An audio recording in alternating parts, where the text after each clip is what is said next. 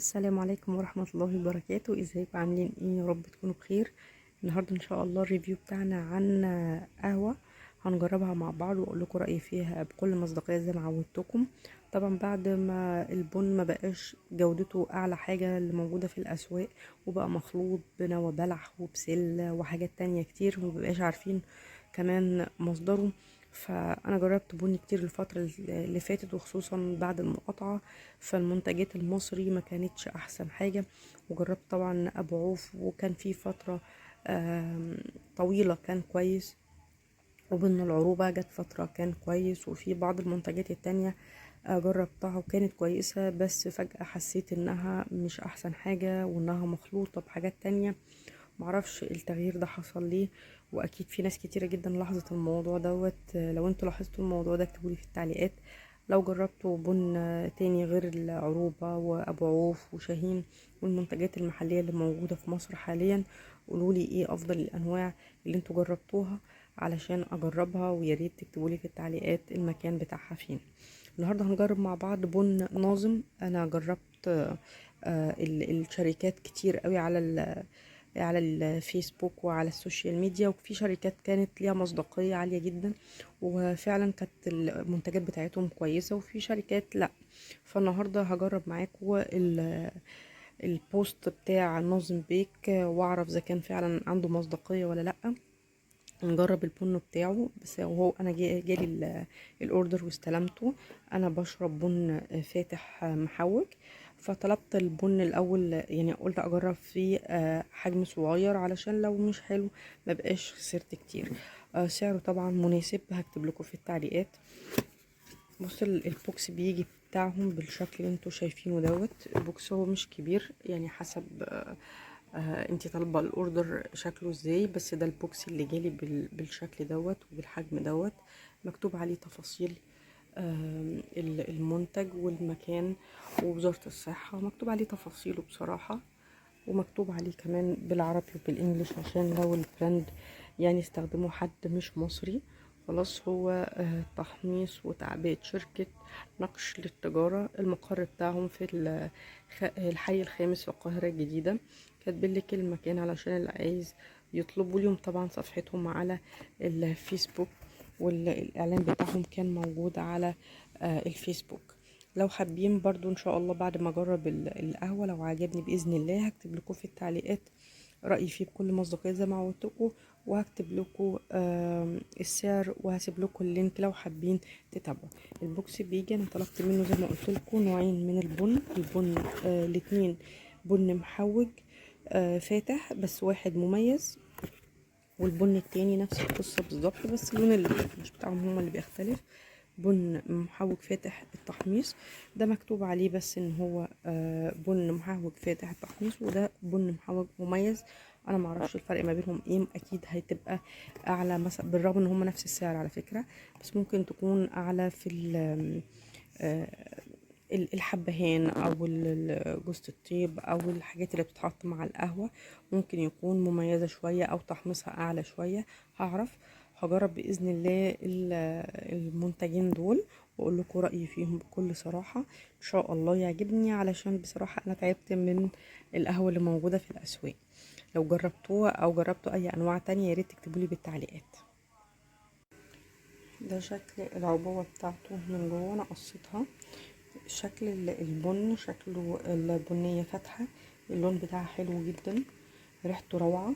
يا رب ان شاء الله لما اجربه يكون بنفس الشكل دوت، يكون طعمه نفس شكله. ان شاء الله هجربه عشان ما اظلمهوش، مش هجربه في اي ماشين خالص، انا هجربه في كنكه عاديه خالص على البوتاجاز على نار هاديه. وهقول لكم برضو انا بعمل القهوه بتاعتي ازاي، وان شاء الله يطلع حلو. انا خفت اجربه في اي ماشين اظلمه، عشان الماشين ممكن تكون في الطعم مش احلى حاجه، يعني مش احلى من القهوه اللي بتبقى على السبرتيه او القهوه اللي بتبقى على نار هاديه. فانا عشان ما اظلمهوش هجربه اول مره خالص، وهجربه برضو في الماشين واقول لكم رايي بكل مصداقيه. تابعوني ان شاء الله تعجبكم طريقتي، والوش بتاعها هيبقى اعلى كثافه، وقولوا لي رايكم بعد ما تجربوه عجبكم بالطريقه بتاعتي ولا لا. انا بشرب القهوه بتاعتي ازيد شويه، حاجه بسيطه من المظبوط، فبحط معلقتين في الحجم دوت معلقتين سكر، ده الشكل بتاع معلقتين سكر وحاجة بسيطة كده، يعني ممكن اقل من ربع معلقة. وبحط معلقتين بن كبار، اللي هو يعني هتحطي المعلقة دي حطيها مليانة قوي، معلقتين وحاجة بسيطة قد السكر كده اللي انا حطيته. هقلبهم مع بعض كويس. خلاص انا بقلبهم بالشكل ده عشان يندمجوا، عشان يعملوا لي وش حلو. في ناس ما بتحبش السكر دوت، تمام، ممكن نحط سكر بني. لو هتحطي سكر دايت للاسف مش بيعمل الوش اللي بيبقى حلو قوي في القهوه، فيفضل بلاش العسل ولا السكر غير للضروره. انت ممكن تستبدلي طول اليوم بسكر اللايت، لكن عند القهوه عشان تطلعي احلى طعم بلاش ولا سكر دايت ولا عسل. خلاص. طبعا التركية في الموضوع ده ان انا بحط في الاول نقطة مية، خلاص، علشان اعجنهم مع بعض، اخليهم يعملوا طبقة البن اللي هي الوش ده. هقلبهم كويس وهوريهولكم. قلبتهم خليتهم كريمي بالشكل اللي احنا شايفينه دوت. شفت القوام؟ نقطتين 3 ميه ممكن تزودي حسب، بس ايه، هو طبعا البن المغشوش بيبان من الاول خالص بيكلكع مع بعضه. خلاص البن الطبيعي ما بيبقاش مكلكع كده، يعني الميه اللي بتديها له بتخليه سايل بالمنظر ده، مش مكلكع. شايفينها؟ بس في تيست كمان اللي عايز يعرف ان البن بتاعه مغشوش ولا لا، بتاخدي حاجه زي كده، معلقه في معلقه، وتحطي عليها نقطه ليمون بره. لو حطيتي نقطه الليمون وعملت فوران، يبقى المنتج ده داخل فيه بيكربونات او حاجه اللي بتساعد على ان الوش يبقى سميك. خلاص. لو هو ما عملش معاكي كده يبقى البن ده اصلي، يعني مش مغشوش، مش محطوط فيه اي حاجات تساعده على انه يعمل وش وهمي يعني. خلاص. انا خلاص عجنته كويس قوي واداني الوش ده. هزود بقى مقدار الكوبايه بتاعتي واكمل فنجاني وارفعه على النار، اقلبه على نار عالية عادي خالص، اقلبه تقلبتين، وبعد كده اوطي النار على شمعة علشان يديني الوش اللي انا محتاجاه. انا قلبتها خلاص، وباجي هنا على العين كمان وبخليها شمعة خالص في الاضاءة عشان تشوفوها.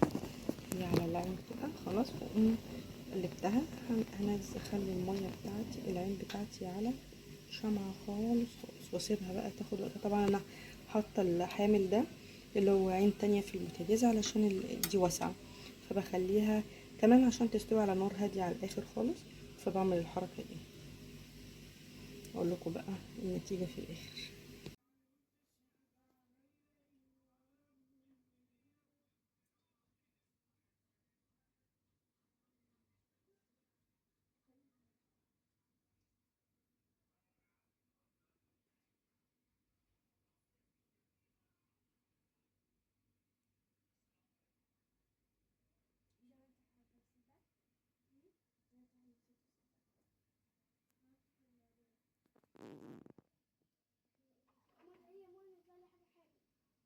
ان شاء الله يطلع لك حاجة حلوة.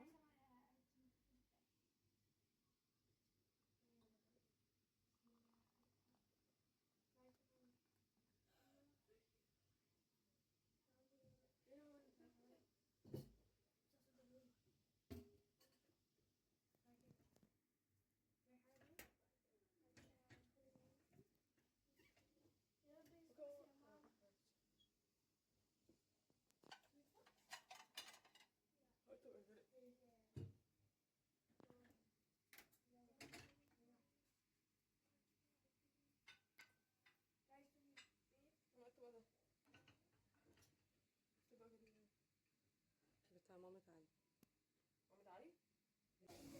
انا شربت منه بس حسيته في سنة مرارة، التحميصة بتاعته جت زيادة. فانا شايفة ان هو يعتبر متوسط في التحميصة، مش فاتح. لكن انا عامة بحب البن فاتح لاعلى حاجة، ما يكونش فيه مرارة التحميص خالص واضحة في البن. فبصراحة ما عجبنيش يعني بنسبة 100%، يعني ممكن نديله تقديرا 80%. لكن كبن هو بن صافي مش مخلوط، مش داخل فيه بسلة ونوى بلح او حاجات تانية مخلوطة بيه. فاللي بيحب الطعم المتوسط في البن، فالفاتح بالنسبة له هيبقى معقول، واكيد طبعا المتوسط والغامق هيبقى مناسبين للناس اللي بتحب البن الغامق. الناس اللي بتحب البن الفاتح مش هيناسبهم خالص البن دوت، فما رشحوش. وان شاء الله اشوف بن تاني مناسب ليا، ويكون بن فاتح ما يكونش فيه مرارة. واول ما اوصل للنتيجة دي اكيد هبلغكم وتشوفوني ان شاء الله في فيديو جديد. وباذن الله يعجبكم الفيديو دوت. ولو انتي جربتي بن معين وعجبك يا ريت تكتبي لي في التعليقات، واشوفك بفيديو جديد ان شاء الله على خير. والسلام عليكم ورحمة الله وبركاته.